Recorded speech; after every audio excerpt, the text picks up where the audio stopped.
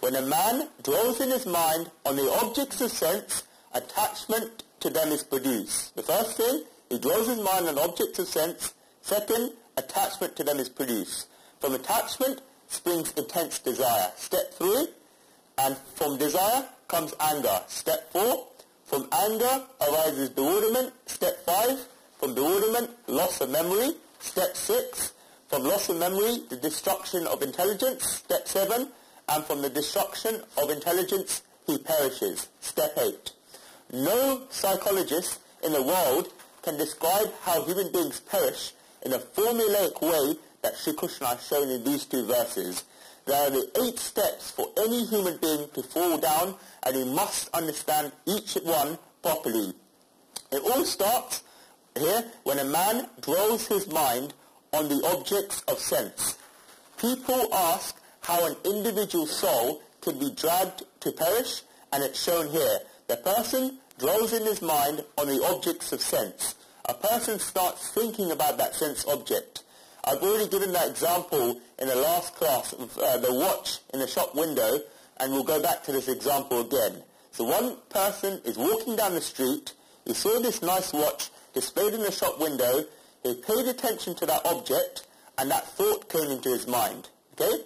That watch became created in his mind from the outside. It went from the shop window and went straight into his mind. That's first thing. Then, person keeps thinking about the objects of the senses, then attachment to the sense object is produced. So number 2, attachment to them is produced. So the person in this example becomes attached to the watch because he has resolved that he wants it now. That's the ownership come in, okay? Number 2. Thirdly, after attachment, intense desire springs up. The person thought that by or still, he wants the watch at all costs. And he feels incomplete because he's complete. Purnavidam.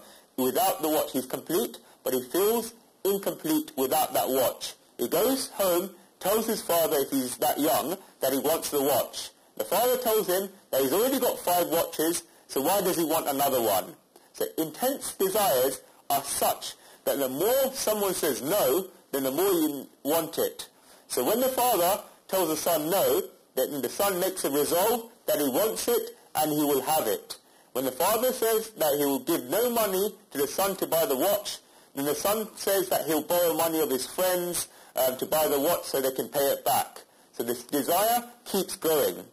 Then fourthly, after attachment springs desire. Then fourthly, from desire comes anger. Anger is the shadow of desire. Because when desire comes, then anger comes as well. You see people that get angry a lot, just consider they have a lot of desires in the mind. And we'll go further on this in chapter 3. When any person desires anything, then anger will definitely come. Okay? That's fourth. Fifth, from anger arises bewilderment and clouds form around the mind. The more that a person says no to you about that object, then the more you get angry about it. The son will ask his father, why is he saying no when he really wants the watch? The son gets angry. Would this anger have come if the desire had not been there? No. Therefore, desires are the root of anger. If one wants to be free from anger, then one must also first be free from desires. And we have so many desires, and our desires are so fixed in our minds that we always think that something should happen in the way that we want. And wishing for something to happen the way we want is desire. And if things don't turn out in that way, anger comes immediately. For example, if we have a desire that our dal should be done in a certain way, then as soon as the spice is put in the dal, and it's not in the way that we want, we immediately get angry. And then when anger comes, then somewhere at the root of that anger is desire. And what happens because of this desire? In Valmiki's Ramayana, Sitaji tells Ram some things. They were both living in Dandakara, in the forest, and Ram killed a lot of demons there. When Ram was killing these demons, Sitaji stops him and tells him this. Remember this, Sitaji is telling this to Ram, who is God. She tells him, Trindaya Dhyanana Vatrakam Chani Bhavanchuta Vitya Vakya Paramakam tasmat gurutama bubo paradara vignaham vine vanchatarotaha. So this is what Sitaji tells to Ram. Ram, desires lead to three consequences. First, one speaks lies, but the other two consequences are even worse. The second is adultery, and the third is that one becomes uncontrollably angry. So Ram, desires lead to three consequences, Sitaji says. First, one speaks lies, but the other two consequences are worse. The second is adultery, and the third is that one becomes uncontrollably angry. In the third chapter of the Gita, Shri Krishna is also going to say, Kama esha koda esha harajo gun samadbaha.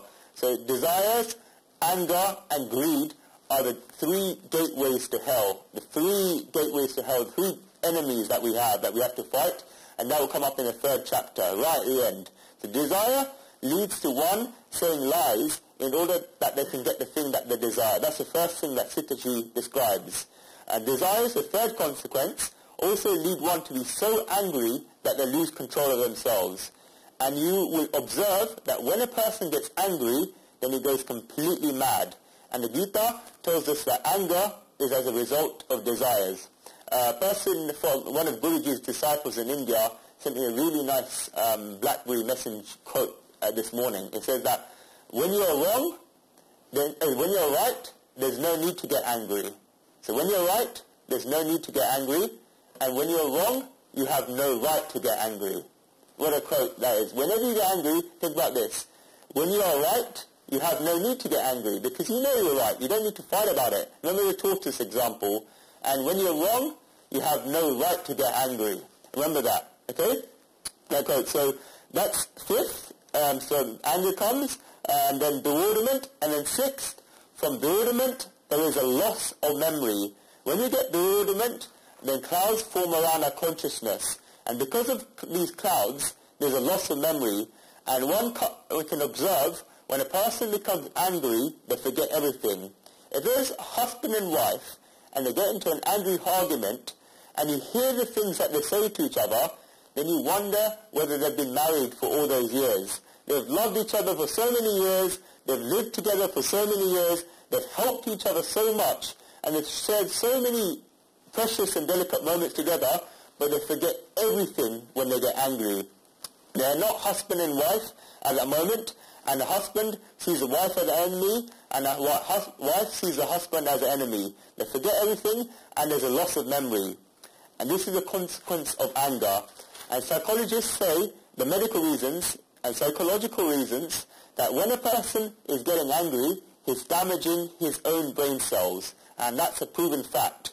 The mind has different parts, but the memory cells in particular are damaged when a person gets angry.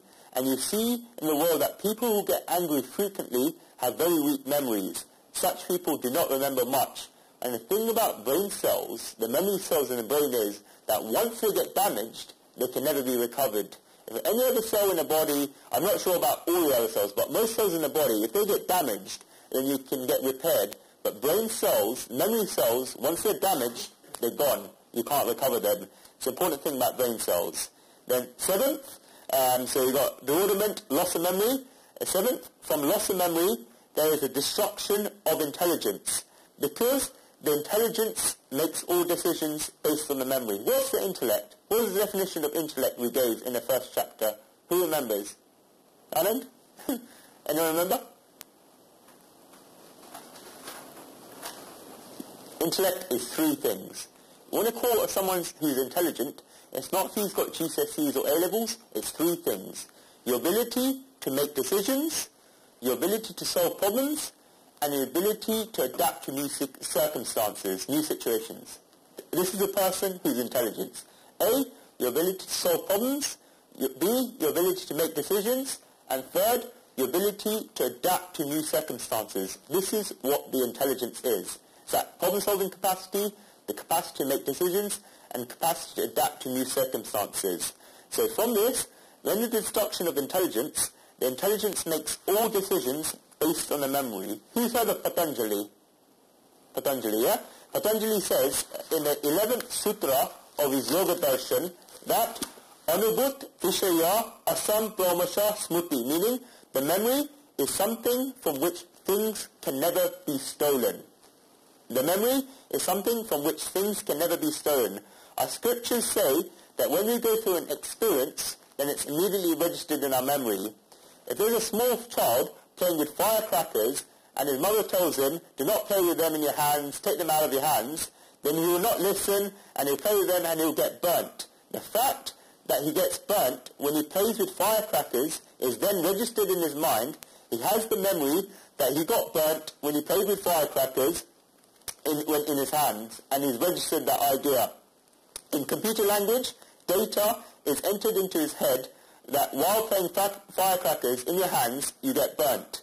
And then when he gets older and has his own children who are playing with firecrackers in their hands, he can tell them not to do so, otherwise they'll get burnt. Where does this come from? He had the experience of getting burnt, and this experience was registered in his memory. He saw his children playing with firecrackers, and that memory was still with him. This experience had not been taken away from his memory. Therefore, as we are living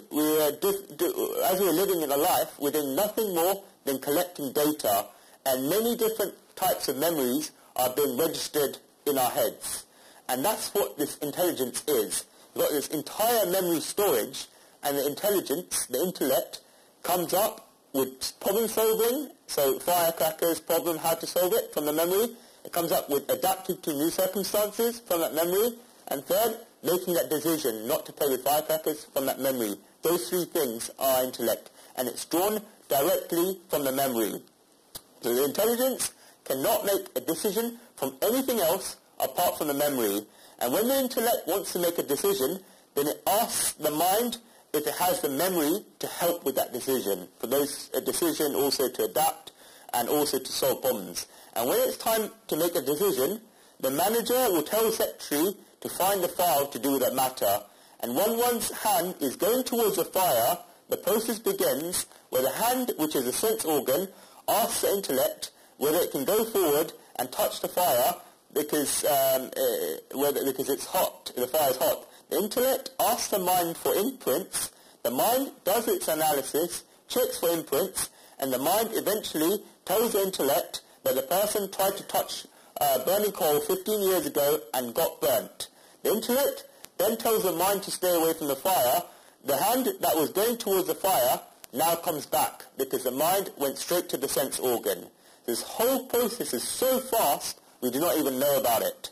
There are many such memories that we've not just in this birth, but we've gathered in our previous births. Because we've spoken in a previous Geeta class that what stays with you from body to body, what are the three things? Noah, you've written this down, and I've tested you on this.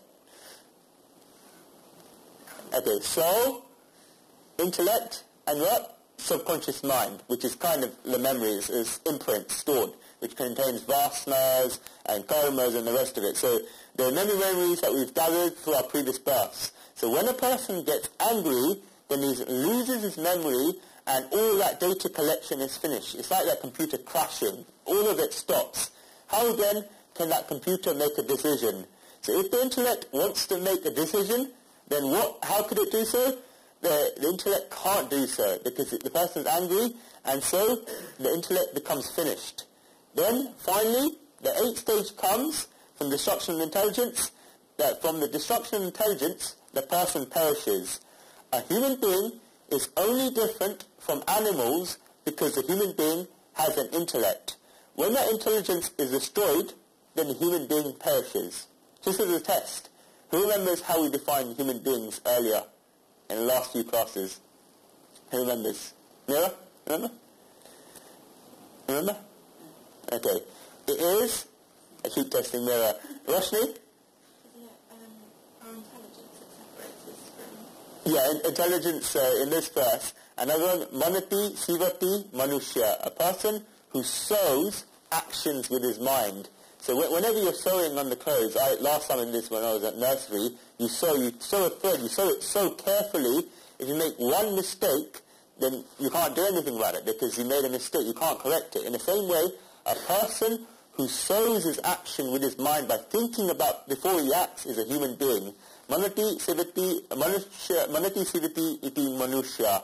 Person who shows his action in his mind is a human being. Another one, that's what separates us from animals, and intelligence is also what separates us from animals. And when that intelligence is destroyed, then the human being perishes. Okay, verse 64.